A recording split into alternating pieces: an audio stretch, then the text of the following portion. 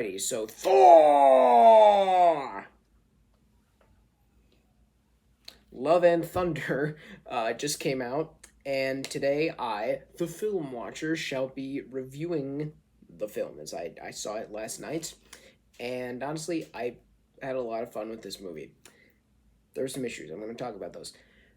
The first, the first, 45 minutes ish, I don't know the time frame really, but the the first maybe third of this movie, it was kind of uneven. There were some rough spots. It felt like there was not a ton of urgency really, because it was kind of just Thor going around doing ridiculous stuff. And even when they introduced Gore, it was like it was they were a bit cavalier about this sort of thing. And once he got past like some of the Olympus stuff, I think get substantially better and continued to get better from there. The movie gets better as it goes along. So the start is not as good as I was hoping it would be. And even in that first little bit there's some kind of unfunny moments. Like overall, I thought this movie was very funny. There was this running gag about Thor and Stormbreaker having a rough patch because Thor was missing Mjolnir or something, and it was very funny. But there are other things like the screaming goats. I was not a fan of the screaming goats. They weren't in it as much as they could have been. So they weren't like terribly annoying. They just screamed all the time, which was minorly annoying. Yeah. And even like I really wanted Zeus to be hilarious in this movie. And there were a couple like moments that he was pretty funny, but overall I think the character just wasn't utilized that well. I don't get why Russell Crowe was doing an Italian accent. And if I'm being honest, if like Russell Crowe would be like a good choice to play Zeus in, I don't know, the Percy Jackson TV show that they're doing or something, which looks very good. But the fact that they wasted a performance from him on Zeus on this ridiculous of a version it's just kind of odd. And like there are ways that I could have seen this being kind of funny, but it just wasn't really. He was acting like a more over the top version of Robert Baratheon from Game of Thrones. When I don't know, I feel that he could have been much better. And why was he doing an Italian accent? What was the deal there? I don't know. So yeah, it it was just like a bit rough at the beginning, but the movie did really pick up. This is a movie that, as I said, does get better as it goes along. So the ending of it, actually the entire last 45 minutes to an hour, is actually like great. I wish the whole movie was great, but that's what we got. So one thing I really, really liked about this movie that I think was handled very well is the character arc for Jane Foster. Now, I'm not gonna go into I'm not gonna go into any specific spoilers or anything, but so with Jane here, they did something with a lot more depth than I was expecting them to. Um, I I thought my assumption was that this version of Jane was going to be a variant of Jane Foster that was actually Thor. Um, and that's not the case, but I like the way it was handled. And in hindsight, I don't know if my variant theory would have made a ton of sense in the film, but no, the way they did it, I think, was handled nicely. It does make sense, and he has a very compelling arc throughout the film. This is by far the best use of her character, and I think Natalie Portman gives her best performance in the MCU thus far. And yeah, and she's just She just does a great job. Another thing that was much improved by this film was the relationship between Thor and Jane.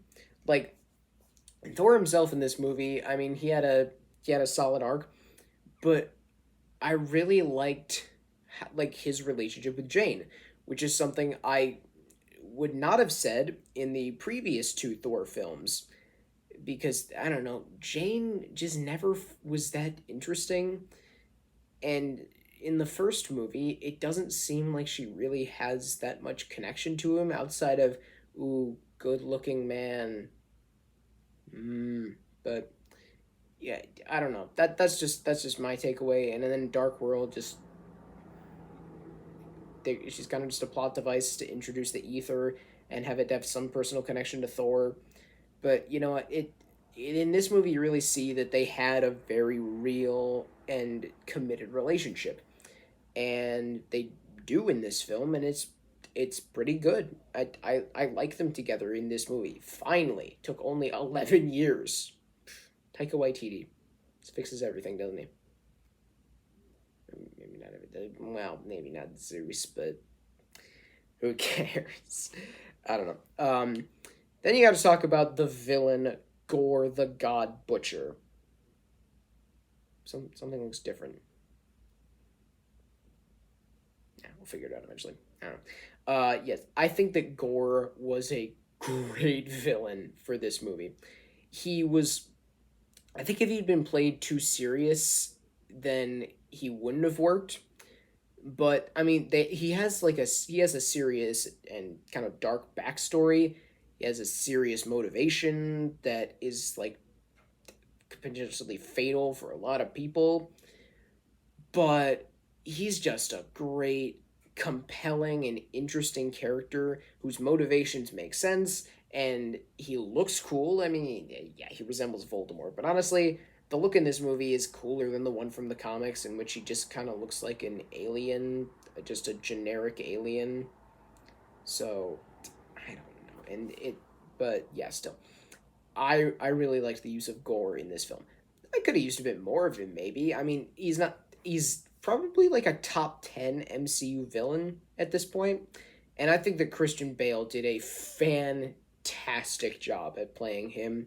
He gave this both emotionally raw when he needed to, as well as just unhinged and unsettling and creepy performance. Whereas like every time he's on screen, it's like, ah, that it's awesome, but it's just kind of terrifying. Man, he's a great antagonist for this film.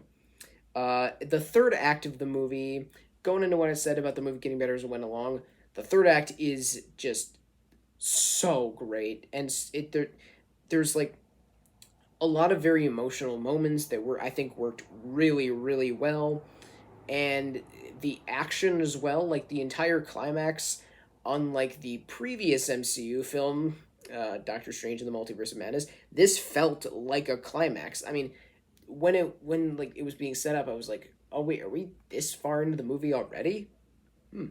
But it didn't feel it felt like a complete film, on which Multiverse of Madness I think kind of struggled with a little bit, just a little bit. But anyway, I think this climax was very cool, and the action throughout the movie was awesome. Like it's so much fun. It's visually interesting, as Taika Waititi is when he's directing these Thor movies. There's plenty of variety to them. I don't know if I could pick a standout sequence. I have only seen the film once, but I really liked the climax with some stuff that happens in there that's just very cool. The movie, there's some points when I feel like it went a bit far with the absurdity of what was going on, the goats, Zeus, what have you. But I think for the most part, the movie's goofiness kind of worked. Like you get Christian Bale giving this kind of crazy performance at times. That, I mean, it works because it's a little bit just crazy and not like totally straight very serious all the time. He's not like Ronan from Guardians of the Galaxy.